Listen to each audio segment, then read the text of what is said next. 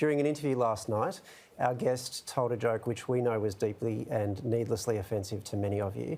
We want to acknowledge the particular offence and hurt that caused our Muslim, but especially our Christian viewers.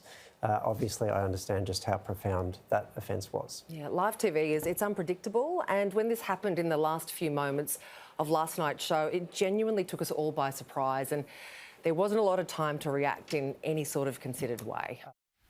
So unpredictable. Rita?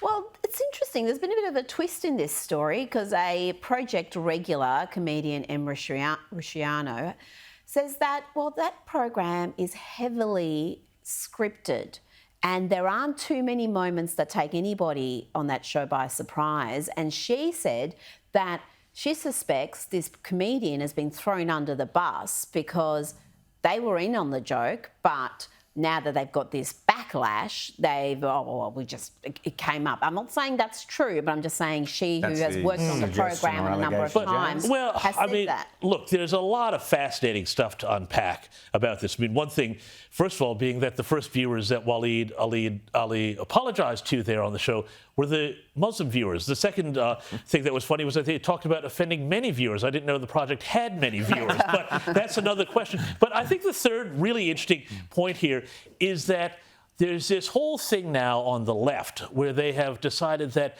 the old order, the old culture was homophobic, and so therefore we've just got to get rid of that. But instead of saying we're going to not have any offensive jokes, we can now have a new target, a new hate target. And of course, that's Christians, because Christians are the one group that you can punch down on. And, it's always about punching down. They say, oh, no, you can tell that sort of joke. And they were just sorry that they got caught. They weren't sorry for the joke. Believe me, you can take that as read.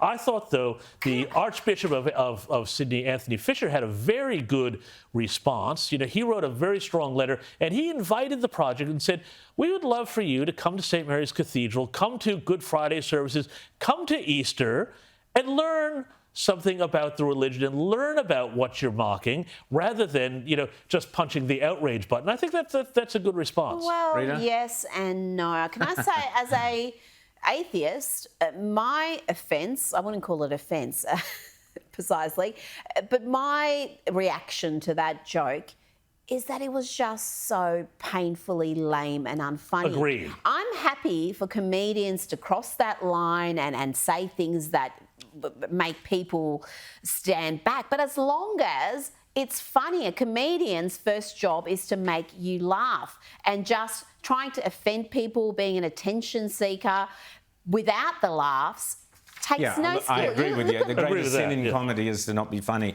And obviously that was a lame joke.